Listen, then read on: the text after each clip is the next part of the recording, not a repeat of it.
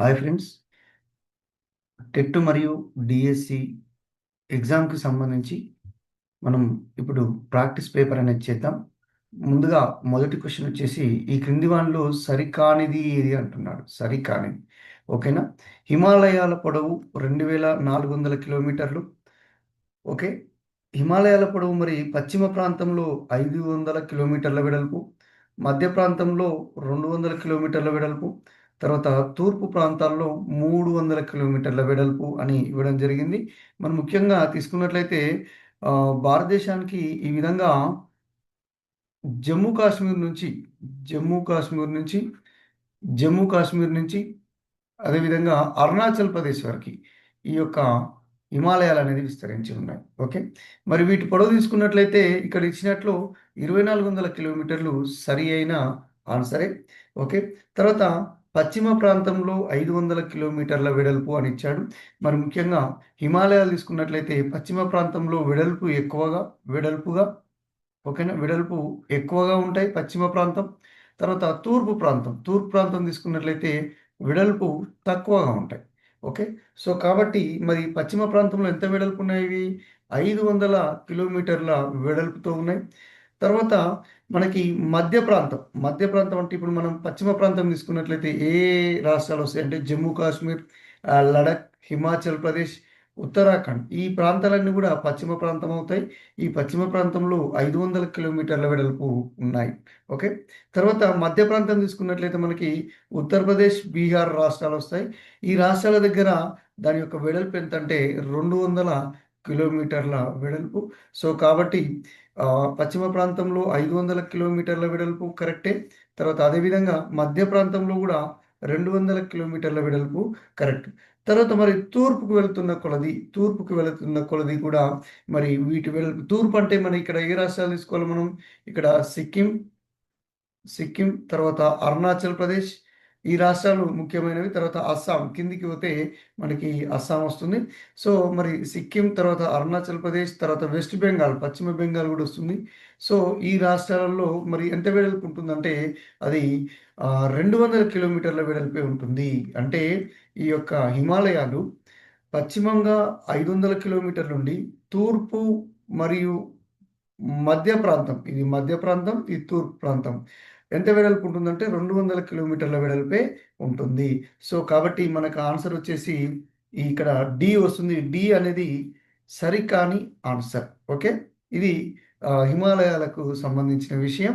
Okay. మనం next రెండవ question చూద్దాం. రెండవ క్వెషన్‌లో ఏమన్నాడంటే, పాఠశాల విద్యా విప్లవంగా ఏ రాష్ట్రంలో పరిగణించబడుతుంది అన్నాడు. మనకి ఇది ముఖ్యంగా 10థ్ క్లాస్‌లో వచ్చేసి రెండవ లెసన్‌లో అభివృద్ధి భావనలు అనే లెసన్‌లో మనకి ఈ ప్రశ్న అనేది దొరుకుతుంది. పాఠశాల విద్యా విప్లవంగా ఏ రాష్ట్రంలో పరిగణించబడుతుందన్నాడు. మరి ముఖ్యంగా తీసుకున్న ఆప్షన్స్ తీసుకున్నట్లయితే హిమాచల్ ప్రదేశ్, తర్వాత అస్సాం, తర్వాత ఉత్తరప్రదేశ్, తర్వాత మధ్యప్రదేశ్. ఈ రాష్ట్రాలలో ఏ రాష్ట్రాన్ని పాఠశాల విద్యా విప్లవంగా పరిగణించవచ్చు అని మనకి క్వెషన్ ఇవ్వడం జరిగింది. ఓకే. మరి ముఖ్యంగా తీసుకున్నట్లయితే దీనికి ఆన్సర్ ఏంటంటే హిమాచల్ ప్రదేశ్. దీనికి ఆన్సర్ ఏంటి? హిమాచల్ ప్రదేశ్. ఎందుకు అంటే అంతకుముందుకు అన్ని రాష్ట్రాల్లాగానే హిమాచల్ ప్రదేశ్ కూడా ఏ విధంగా ఉండేదంటే కొండ ప్రాంతంగా, గ్రామీణ ప్రాంతంగా ఉండి విద్యలో చాలా వెనుకబడి ఉంది. అదే మరి తర్వాత ఈ యొక్క హిమాచల్ ప్రదేశ్‌లో దాన్ని ఒక సీరియస్‌గా తీసుకొని ఆహ్, ఇక్కడ బడ్జెట్‌లో ఎక్కువ ఖర్చు పెట్టి ప్రభుత్వాలు ఎక్కువగా బడ్జెట్‌లో ఖర్చు పెట్టి మరి ఈ యొక్క పాఠశాల విద్యా విప్లవాన్ని తీసుకొని రావడం జరిగింది. హిమాచల్ ప్రదేశ్‌లో విద్యకు సంబంధించి భారతదేశంలో బడ్జెట్‌లో రూ. 1049 ఖర్చు పెడుతుంటే అంటే దేశం మొత్తం మీద రూ. 1049 ఖర్చు పెడితే హిమాచల్ ప్రదేశ్‌లో రూ. 2005 సగటున ఖర్చు పెట్టడం జరిగింది. సో, దాని ద్వారా సమూలమైన మార్పులనేది రావడం జరిగింది ఈ యొక్క హిమాచల్ ప్రదేశ్ రాష్ట్రంలో. సో, కాబట్టి పాఠశాల విద్యా విప్లవంగా ఏ రాష్ట్రంలో పరిగణించబడుతుందంటే అది హిమాచల్ ప్రదేశ్. ఏ అనేది ఆన్సర్ ఇక్కడ. తర్వాత క్వెషన్ వచ్చేసి ఐలా పెను తుఫాను ఏ సంవత్సరంలో సంభవించింది అని అంటున్నాడు. ఐలా పెను తుఫాను ఏ సంవత్సరంలో సంభవించింది? మనకిక్కడ 4 ఆప్షన్స్ అనేది ఇవ్వడం జరిగింది. ఈ క్వెషన్ వచ్చేసి మరి 10థ్ క్లాస్‌లో శీతోష్ణ స్థితి అనే లెసన్‌లో ఇవ్వడం జరిగింది. మరి ఐలా పెను తుఫాను ఏ సంవత్సరం సంబంధించింది? యాక్చువల్‌గా ఐలా పెను తుఫాన్ అనేది సుందర్బన్ ప్రాంతం. ఐలా పెను తుఫాన్ అనేది సుందర్బన్ ప్రాంతంలో సంభవించింది. ఎక్కడిది? వెస్ట్ బెంగాల్. సుందర్బన్ ప్రాంతం అనేది వెస్ట్ బెంగాల్ ద్వారా వెస్ట్ బెంగాల్‌లో ఈ యొక్క ఐలా పెను తుఫాన్ అనేది సంభవించడం జరిగింది. ఇది మొత్తం ఆ ప్రాంతాన్ని అతలాకుతలం చేసి ఓవరాల్‌గా టోటల్‌గా అక్కడ ఉన్న ప్రాంతాన్నంతా కూడా డిస్ట్రాయ్ చేయడం జరిగింది. మరి ఇది ఏ సంవత్సరంలో జరిగిందంటే ఆన్సర్ వచ్చేసి బి 2009. ఐలా పెను తుఫాన్ అనేది 2009 సంవత్సరంలో జరిగింది. సుందరం ఫాస్టనర్స్ అనే బహుళ జాతి భారతీయ కంపెనీ దేనికి సంబంధించినది అని అడగడం జరుగుతుంది. మరి ఈ ప్రశ్నని మనం 10వ తరగతిలో ఉన్న ప్రపంచీకరణ అనే లెసన్‌లో భాగంగా మనకి వస్తుంది.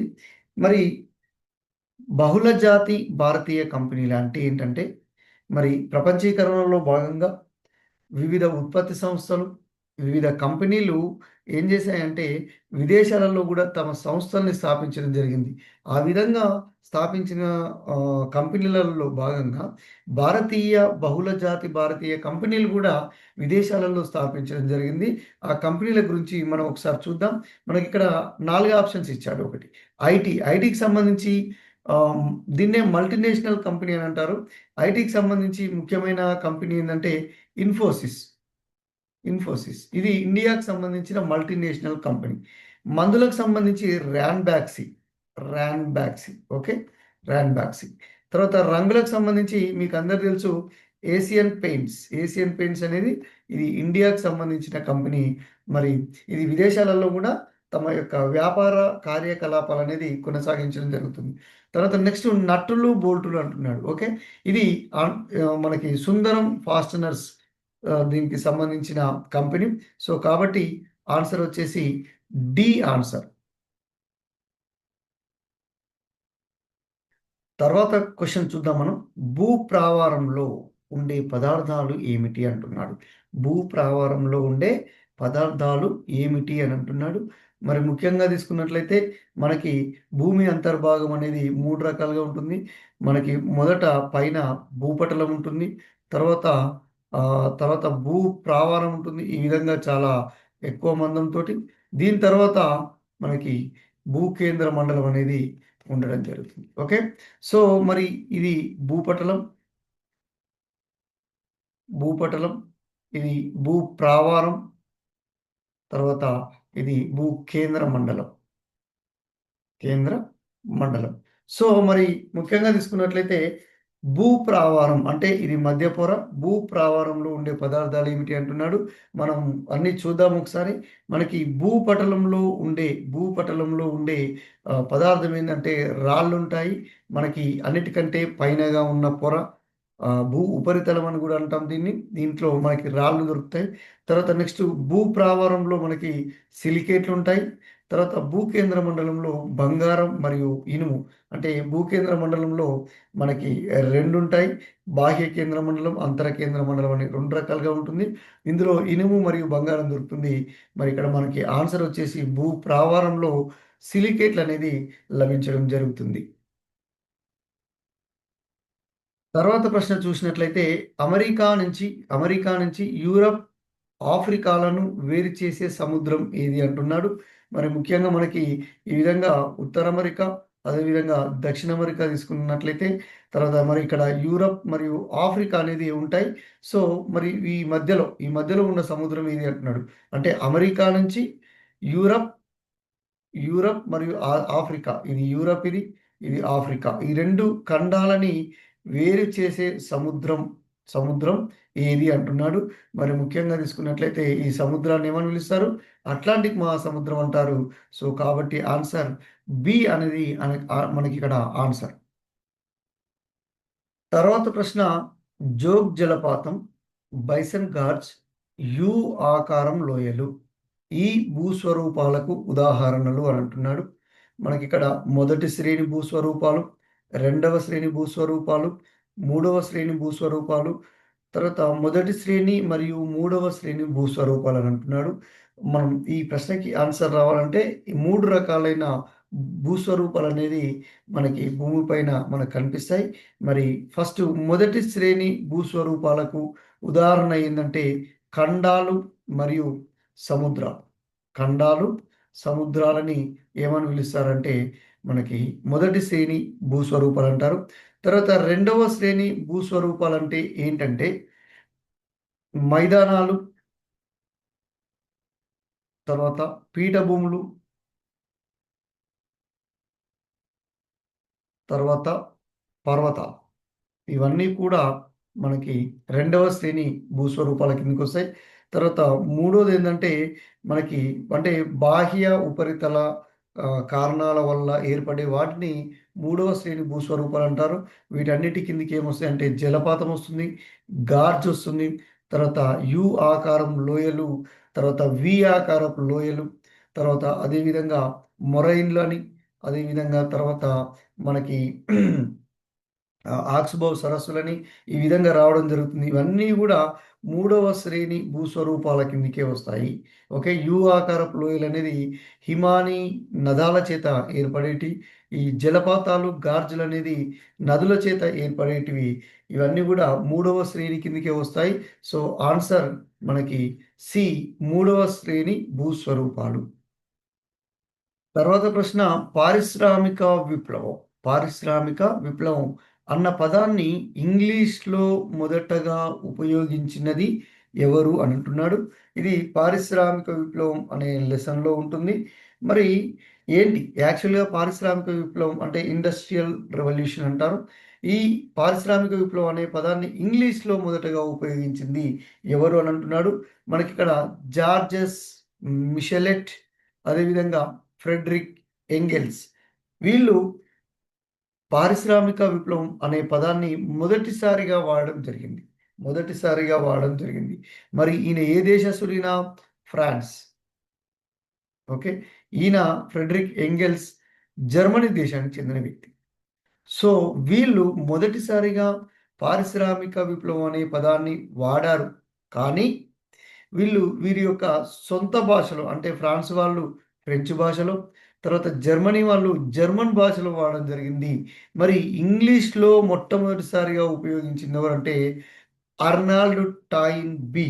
అర్నాల్డ్ టా టాయిన్ బీ 1760 నుంచి 1820 మధ్య బ్రిటిష్ పారిశ్రామిక అభివృద్ధిని సూచించడానికి ఆ సమయంలో బ్రిటిష్‌లో పారిశ్రామిక అభివృద్ధి అనేది జరిగింది. దాన్ని సూచించడానికి మొట్టమొదటిసారిగా అర్నాల్డ్ టాయిన్బీ అనే వ్యక్తి పారిశ్రామిక విప్లవం అనే పదాన్ని మొట్టమొదటిసారిగా ఉపయోగించడం జరిగింది. ఓకే. సో, కాబట్టి ఆన్సర్ వచ్చేసి సి. మరి ఇక్కడ జేమ్స్ వాట్ ఎవరంటే ఆవిరి యంత్రాన్ని కనుగొన్న వ్యక్తి. ఆవిరి యంత్రాన్ని కనుగొన్న వ్యక్తి. కాబట్టి మనకి ఆన్సర్ ఏంటి? సి అనేది ముఖ్యమైన మనకిక్కడ ఆన్సర్. తర్వాత ఈ క్రింది దేశంలో టీవీ మరియు రేడియో ప్రభుత్వ నియంత్రణలో ఉన్నాయంటున్నాడు. ప్రభుత్వ నియంత్రణలో ఉన్నాయంటున్నాడు. మరి దీనికి ఆన్సర్ ఏంటంటే మనకిక్కడ 4 ఆప్షన్స్ ఇచ్చాడు. భారతదేశం, జింబాబ్వే, చైనా, శ్రీలంక. ఓకే. దీనికి ఆన్సర్ వచ్చేసి మనకి జింబాబ్వే ఆన్సర్. ఓకే. ఇక్కడ జింబాబ్వే అనేది 1980వ సంవత్సరంలో స్వాతంత్రం పొందింది. ఓకే. 1980 సంవత్సరంలో స్వాతంత్రం పొందింది. మరి అక్కడ పరిపాలిస్తున్న party ZANU party. Okay. Zimbabwe African National Union party.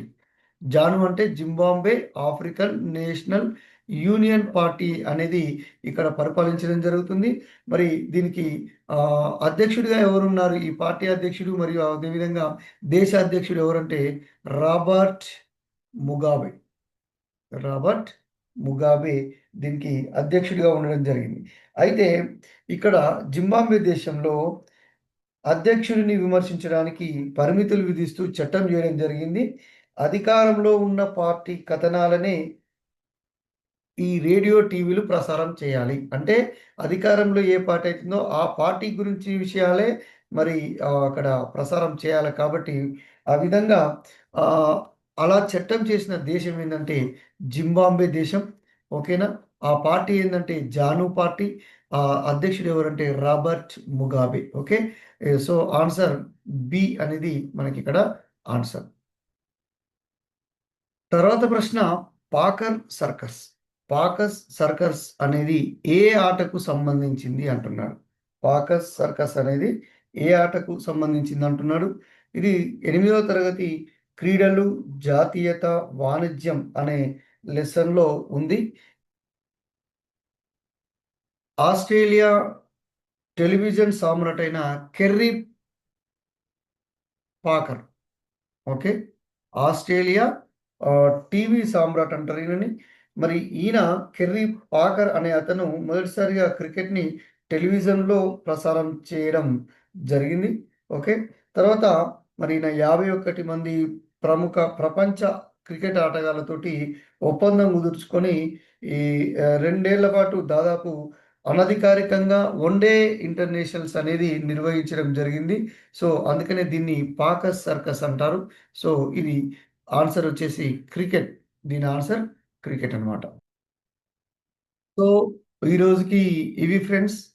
మరి ఆహ్, టెట్ మరియు డీఎస్‌సికి ఉపయోగపడే విధంగా ఈ క్వెషన్స్ మీకు ఉపయోగపడుతున్నాయని భావిస్తూ wish you all the best. Thank you. Thank you so much.